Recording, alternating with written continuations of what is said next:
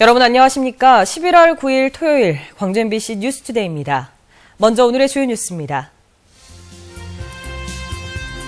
자치단체들이 앞다퉈 유치한 드라마 세트장이 애물단지로 전락하고 있습니다. 시간이 지나면서 관광객들에게 인기가 떨어진 데다 활용 방안도 마땅치 않기 때문입니다.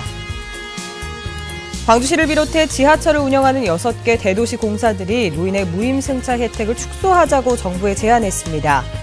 고령 인구의 증가로 지하철 운영에 어려움이 많다는 겁니다. 영광의 전기자동차 업체 대표 등이 주식 사기 혐의로 무더기 입건됐습니다.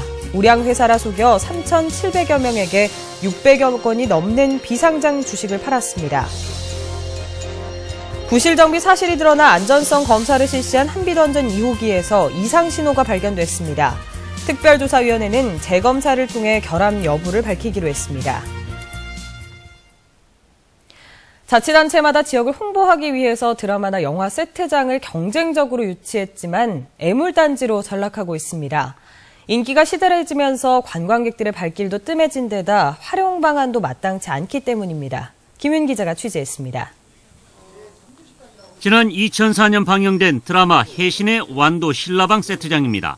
이곳과 다른 한 곳에 세트장을 짓기 위해 완도군과 전라남도가 투입한 지방비는 50억 여 원, 민자 등을 더해 모두 180억 원이 투입됐지만 10여 년이 지나면서 관광객들의 발길이 뚝 끊겼습니다. 특히 지난해 태풍 볼라벤 등으로 피해를 입었지만 적자 운영을 면치 못하면서 보수에 어려움을 겪고 있습니다. 보수비가 조금씩 증가하고 있는 추세에 있고요. 지금 위험물에 대해서는 관람객 안전을 최우선해가지고 지금 보수를 하고 있는 실정입니다. 전남의 또 다른 드라마 세트장, 장흥군이 50억 원 이상을 투입해 사상의학 체험랜드를 조성하고 이를 알리기 위해 드라마를 유치했습니다. 지난해 드라마는 방영됐고 이 세트장은 사상의학 교육관과 다도체험, 아토피 치유시설 등으로 활용될 계획입니다.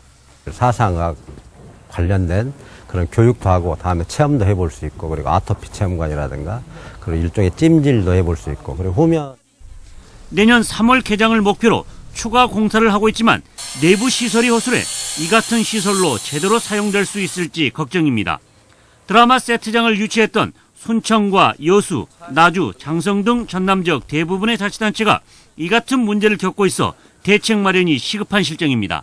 MBC 뉴스 김윤입니다. 우리 지역에 또 하나의 국립문화시설이 개관을 준비하고 있습니다. 바로 국립나주박물관인데요. 건물 형태를 고분의 모습을 본따서 만들었다는 박물관을 박수인 기자가 미리 다녀왔습니다. 나주 들판에 흩어진 크고 작은 고분 사이로 부드러운 곡선의 건물이 들어섰습니다. 오는 22일 개관하는 국립나주박물관은 고대 영산강 문화권의 가장 큰 특징인 옹관의 모양을 닮았습니다. 전남에서는 유일한 국립박물관인 나주박물관은 반남면 일대에 형성된 고대 문화를 중점적으로 조명합니다. 세계 최대 규모의 옹관을 비롯해 영산강 유역에 독특하게 형성된 고대 문화의 유물들이 전시됩니다. 1917년 일제에 의해 발굴이 시작된 이후 광주와 서울 등에 흩어져 있던 1,500여 점의 유물들이 비로소 체계를 잡았습니다. 5세기 무렵 영산강 유역의 정치 세력을 보여주는 국보 295호 금동관 역시 90여 년 만에 고향으로 돌아왔습니다. 영산강 유역과 같은 이런 각 지역에서도 나름대로 독자적인 특별한 문화가 발전하고 있었다. 이런 사실을 눈여겨보실 수 있을 것 같습니다. 유물들을 보관하는 지하수장고는 리모컨으로 작동되는 개폐 장치를 통해 관람객들에게 공개됩니다. 또 스마트폰 앱을 통해서 유물을 안내하는 미래형 전시체계도 갖출 예정입니다. 나주박물관은 주변 역사 유적과 자연 환경을 활용한 다양한 체험 프로그램을 개발해서 자연 속에 열린 역사 문화 공간을 제공할 계획입니다. MBC 뉴스 박수인입니다. 광주 도시철도공사가 노인들의 무임승차 혜택을 축소하는 방안을 정부에 건의했습니다. 광주를 비롯해 지하철을 운영하는 6개 대도시의 공사들은 65세 이상 노인에게 주어지는 무임승차 혜택을 소득에 따라 차이를 두거나 70세 미만 노인에 대해서는 혜택을 줄이는 방안 등을 정부에 공동으로 건의했습니다. 이들 기관은 고령화 등으로 무임승차 비중이 늘어나 운영에 어려움을 겪고 있다고 호소했습니다. 수천 명에게 600억 원대 주식 사기를 벌인 혐의로 영광의 전기자동차 업체 대표와 관계자 등이 무더기로 입건됐습니다. 영광군과 대마산단에 대한 경찰의 중간 수사 결과를 김인정 기자가 보도합니다. 영광 대마산단에 입주해 있는 전기자동차 업체 에코넥스.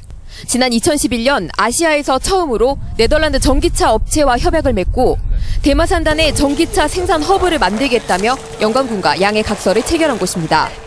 그렇지만 경찰 수사 결과 독점 판매 건과 기술 이전, 공동 연구는 사기였고 네덜란드 업체와의 협약도 돈을 주지 않아 파기됐습니다. 그런데도 곧 상장되는 우량 회사라고 속여 3,700여 명에게 687억 원어치 비상장 주식을 팔아치웠습니다. 전기 자동차와 관련한 기술력과 자본금이 없이 법인을 먼저 설립한 상태에서 경찰은 중간 수사 발표에서 에코넥스 대표 49살 소모 씨와 자회사 부회장 등 5명을 구속하고 49명을 입건했습니다. 또 6개월 동안 명예회장이었던 김혁규 전 경남지사도 혐의가 드러나면 소환할 계획입니다. 경찰은 영광군청에서 이 업체의 입주를 선정하게 된 배경과 보조금 11억 원을 지급하게 된 경위를 추가로 파악하기 위해 공무원과 군수를 불러 조사할 예정입니다. MBC 뉴스 김인정입니다. 부실 정비로 안전성 검사를 실시한 한빛 2호기에서 이상 신호가 발견돼 재검사가 이뤄질 예정입니다.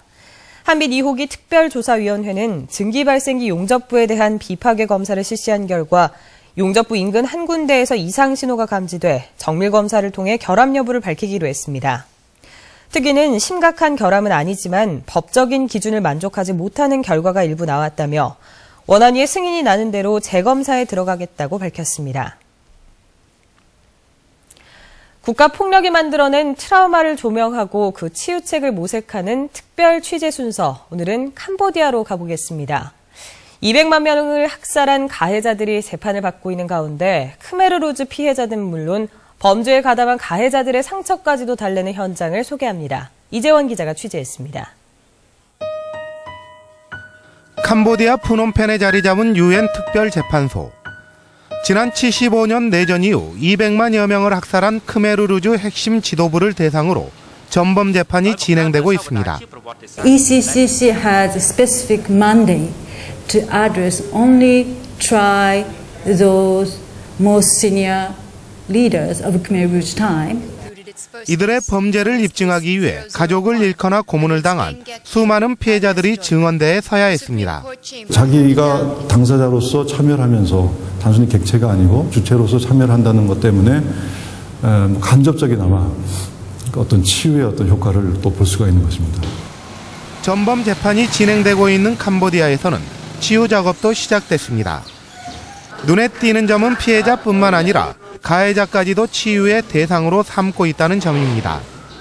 직책이 낮았던 가해자들은 통제를 받아 움직여야 했다는 점에서 역시 피해자였기 때문입니다. 실제로 강제로 가해자가 됐던 이들은 알코올 중독과 수면 장애 등 심각한 후유증을 앓고 있습니다. They take away when they were 13 to be the soldier, to have gun, to carry gun and kill people.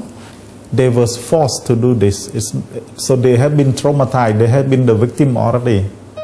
피해자들은 물론 가해자들의 상처까지도 치유의 대상으로 삼고 있는 캄보디아. 국민 통합으로 나가기 위한 어려운 첫발을 내딛고 있습니다. MBC 뉴스 이재원입니다. 광주 전남 동아시아 미래재단이 창립했습니다. 광주 전남 동아시아 미래재단은 동아시아 미래재단이 만든 첫 번째 지역 조직으로 이계호 전 전라남도 행정부지사가 상임 대표를 맡고 지역 국회의원과 지방의원 등이 고문이나 운영위원으로 참여합니다. 또 민주당 손학규 전 대표가 재단의 상임 고문을 맡고 있어 손 전 대표의 지지 세력을 확장하는 역할을 담당할 것으로 보입니다. 광주 지역 가출 청소년들이 경제적인 문제 해결을 위해 성매매 유혹에 노출돼 있는 것으로 나타났습니다. 조우석 광주시의회 의원은 광주 여성인권지원센터가 가출 청소년 실태를 조사한 결과 응답자의 76.5%가 가출 이후 가장 힘든 점이 돈이라고 답했다고 밝혔습니다. 특히 가출 청소년들은 돈 문제 해결을 위해 25%가 성매매를 한 경험이 있는 것으로 조사됐습니다. 조 의원은 가출 청소년의 인권 보호를 위해 통합지원센터를 설립해야 한다고 지적했습니다. 전라남도가 친환경 농업을 위한 유기질 비료 지원 사업을 올해부터 한 달 앞당겨 신청받습니다. 전라남도는 친환경 농업 기반 구축을 위해 지원하는 내년도 유기질 비료 지원 사업을 이달 말까지 신청받는다고 밝혔습니다. 또 올해까지는 지역 농협에서 신청을 받았지만 내년 사업부터는 시군별 비료 공급관리 협의회를 구성해 공급업체와 농가별 공급 물량 배분의 적정성 등을 검증하도록 했다고 덧붙였습니다. 광주시 의원들의 의정 활동을 스마트폰으로 어디서든지 볼 수 있게 됐습니다. 광주시의회는 시민과 함께하는 열린 의정을 구현하기 위해 모바일 홈페이지를 구축해 오는 11일부터 서비스에 들어간다고 밝혔습니다. 모바일 홈페이지는 시의회 홈페이지 내용을 스마트폰 환경에 맞게 설계해 의정 활동 정보를 손쉽게 접할 수 있도록 개설됐습니다.